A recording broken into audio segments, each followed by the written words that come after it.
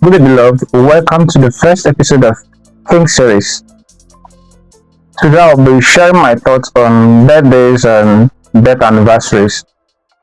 Of course, I just celebrated my birthday and it made me rethink of a video I did a few years ago on birthday. So on the same topic, but I'm going to reshare these thoughts and hopefully we're going to learn a lot from it.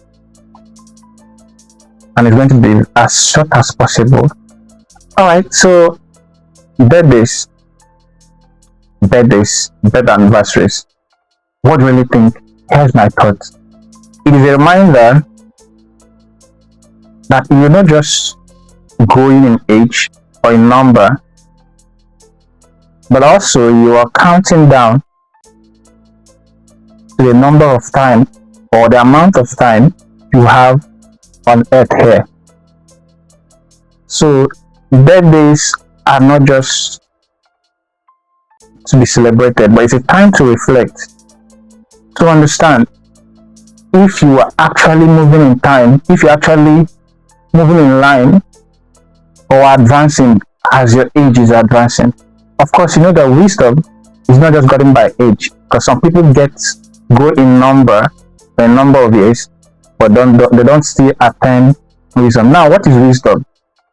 Psalm 90 verse 12 says, Lord, teach us to number of our days, so we may apply wisdom. So it means that wisdom, or there is wisdom attached to understanding of time and rightful application of the required action or the required words or movement, motion of time.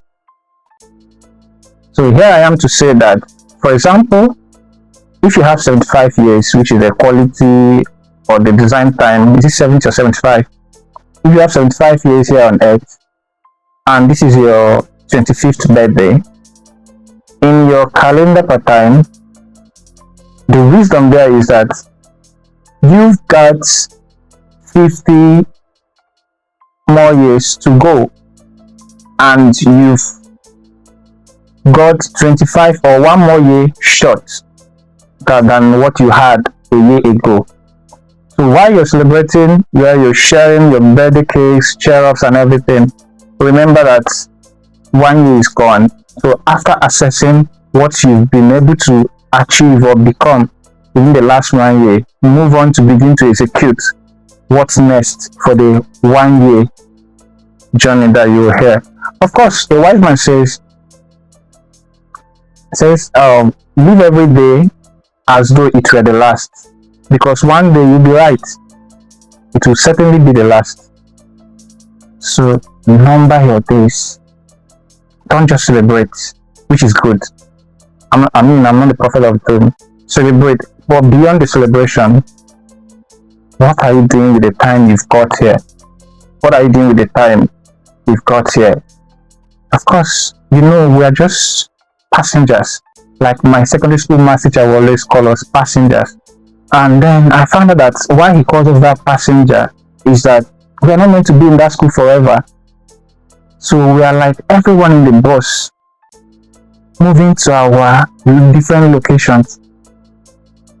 So while we are on that seat, we are passengers, but we do not have the same destination. In as much as we have the same driver, God, and of course the laws of nature, but it's about where we decide to alight, where we decide to stop. And of course, everyone has a general bus stop, which is when your time finishes, and not everybody will actually get to 100 years. Some people die early. Miles Monroe died at the age of 45 or 46, or in his 40s, if I can remember. But what matters is what he was able to achieve. I think that man defeated time. So what are you able to do within the time you've got? Measure your time. There is wisdom in numbering your days. It is not mediocrity, it is wisdom. God bless you. See you next week or next time around.